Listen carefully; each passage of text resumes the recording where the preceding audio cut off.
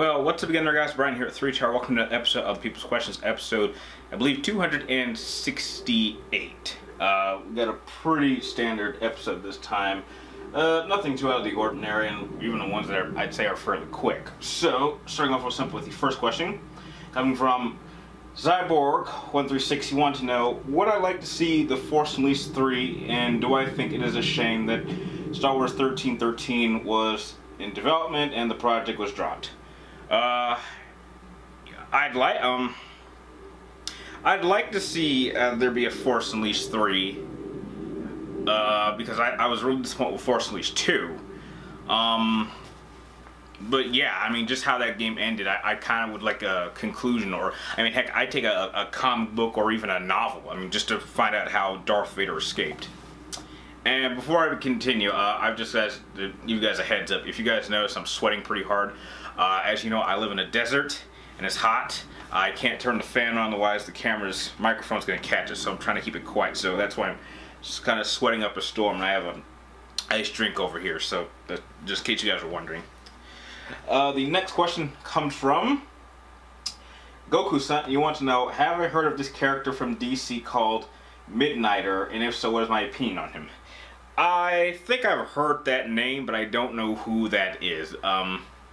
I'm guessing, just my guess is he's kind of somewhat similar to Batman, because I mean, with a name like Midnighter, I'm guessing he hangs out at night and he wears a lot of dark clothes. So that's all I'm guessing about the Midnighter. Next question comes from, surprisingly, the first newbie of the episode, maybe even, yeah, I would say even the first newbie, calling by the name of X-Bias. Hope I said that right. And you want to know, what is my favorite Naughty Dog game? Probably Uncharted 2, Thief's End. I think it's the best Uncharted game, and so since it's from Naughty Dog, that's the best game they've ever made, at least to me. Next question comes from Jalen Bradford, another newbie, and you want to know, if Cole McGrath came back in Infamous, do I think that him and Delsin would become enemies or allies? Depends on which Delsin and which Cole we're dealing with. If we're talking in canon,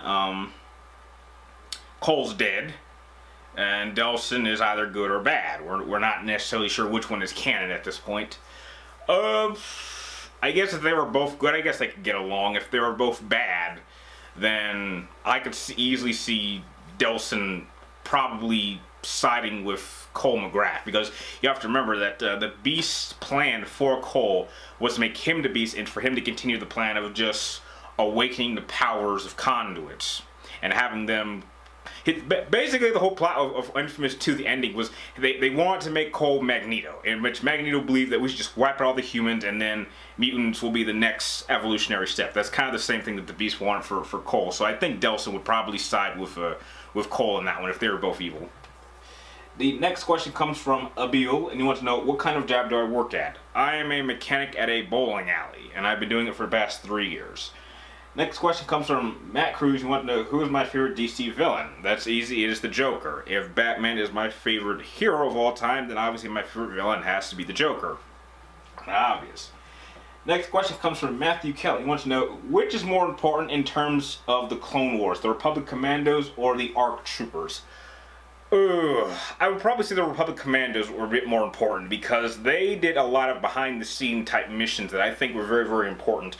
If you've actually played the game Republic Commandos, that is initially the very first Halo Reach, in which tells a story of a very, very, very important unit, and what they did behind the scenes, even though you don't really know too much about them, what they did had a very serious impact on the way the war like pretty much how it went. I mean, even though it was kind of planned, it was more of like a fake war because Palpatine was running both sides.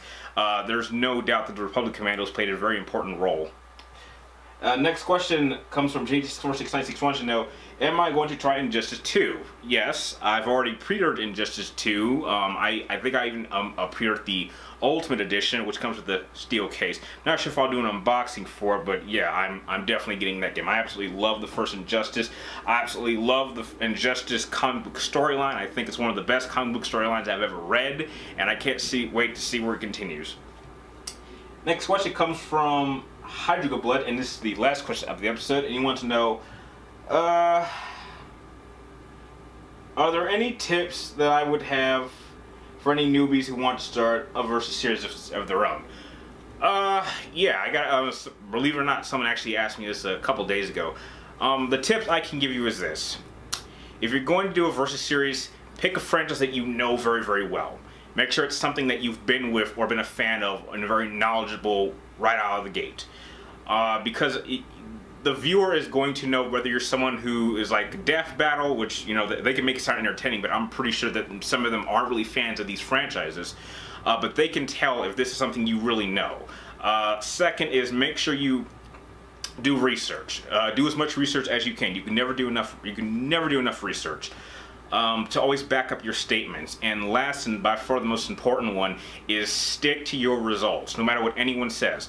Basically, as long as you present your argument and you prove that you know what you're talking about, regardless of the outcome, then you stick by it. You're going to have people on both sides. You're going to have people that are going to agree with you, and they're going to back up what you say, and then you're going to have people on the opposite side saying, I disagree, and this is why. But don't let them influence your decision. All of my match results, I stick by those decisions. Now, there are a couple ones that I think I could have done a little bit better job illustrating my point, but to this day, I have yet to make a matchup where the outcome, looking back at it, I would change. I have not made a single video like that, and I stand by that decision. So that's really the best tips that I can give you if you're interested in making a versus series of your own. And with that, those are all the questions that you guys sent in for this episode. I'd like to thank you guys for making this episode possible. If you guys have any more questions you'd like me to answer in next week's episode, be sure to type them in the comments down below. Make sure you get them into me before next Wednesday before I start filming this. And thank you guys for watching. You're awesome, and I will see you next time.